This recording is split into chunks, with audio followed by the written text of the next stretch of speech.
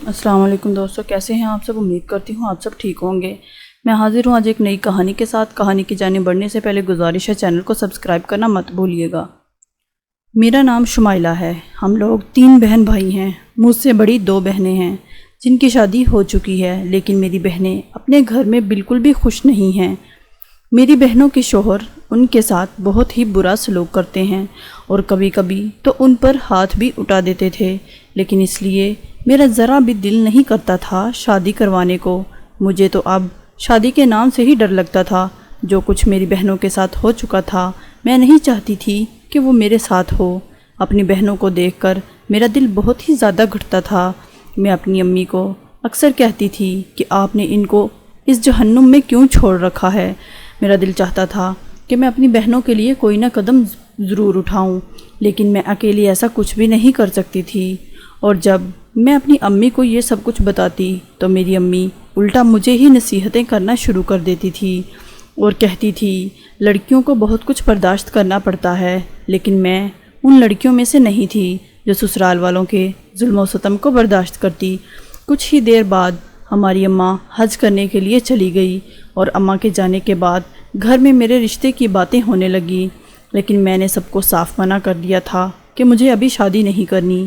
میرے گھر والے مجھے کہتے، دیکھو سارے مرد ایک جیسے نہیں ہوتے، تمہاری قسمت میں بہت ہی اچھا انسان لکھا ہوگا، لیکن مجھے اپنی قسمت پر بھی بھروسہ نہیں تھا، اس لیے میں نے سب کو صاف منع کر دیا۔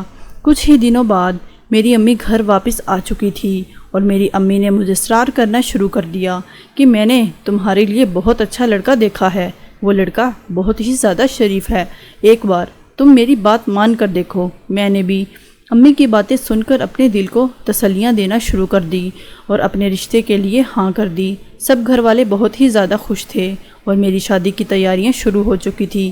خیر، وہ دن بھی آ گیا جب بہت ہی دھوم دھڑلے سے میری شادی ہو گئی۔ شادی والے دن میری ماں میرے کمرے میں آئی اور کہنے لگی کہ مجھے تم سے بہت ضروری بات کرنی ہے، اس بات کو تم اپنے پلو سے باندھ لینا۔ میری ماں نے اپنے ہاتھ میں چند کنکریاں پکڑی ہوئی تھی اور کہنے لگی، میں نے تمہارے لیے بہت ہی اچھا لڑکا دیکھا ہے، لیکن اگر تمہارا شوہر تم سے کبھی جھگڑے تو تم نے یہ کنکریاں اسے پانی میں ملا کر پلا دینی ہیں۔ میں نے ان کنکریوں کو اپنے پرس میں رکھ لیا تھا۔ میں رخصت ہو کر اپنے سسرال آ گئی تھی اور وہاں پر میرا استقبال بہت ہی خوش دلی سے کیا گیا۔ سب لوگ بہت ہی اچھے لگ رہے تھے۔ وقت گزرنے کے ساتھ ساتھ مجھے احساس ہوا کہ سب کا رویہ میرے ساتھ بہت ہی اچھا تھا، اس لیے مجھے ان کنکریوں کو استعمال کرنے کی کبھی ضرورت ہی نہیں پڑی۔ لیکن ایک دن میرے شوہر کا رویہ میرے ساتھ بہت ہی برا تھا اور وہ آتے ہی مجھ سے لڑنے لگے۔ لڑائی اس قدر ہو چکی تھی کہ اس نے ایک دفعہ مجھ پر ہاتھ اٹھانا چاہا۔ مجھے یقین ہی نہیں آ رہا تھا کہ یہ میرے پہلے والا شوہر ہے جو مجھ سے اتنی محبت سے پیش آتا تھا۔ پھر اچانک مجھے اماں کی دی ہوئی کنکریاں یاد آ گئی۔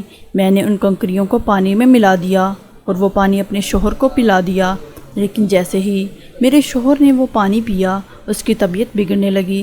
مجھے سمجھ نہیں آ رہا تھا کہ انہیں کیا ہوا ہے۔ میں نے فوراً ہی گھر والوں کو اطلاع کر دی اور اسے ہسپتال لے جایا گیا، لیکن ابھی تک میرے شوہر کو ہوش ہی نہیں آ رہا تھا۔ ہر کوئی مجھے شک کی نگاہوں سے دیکھ رہا تھا۔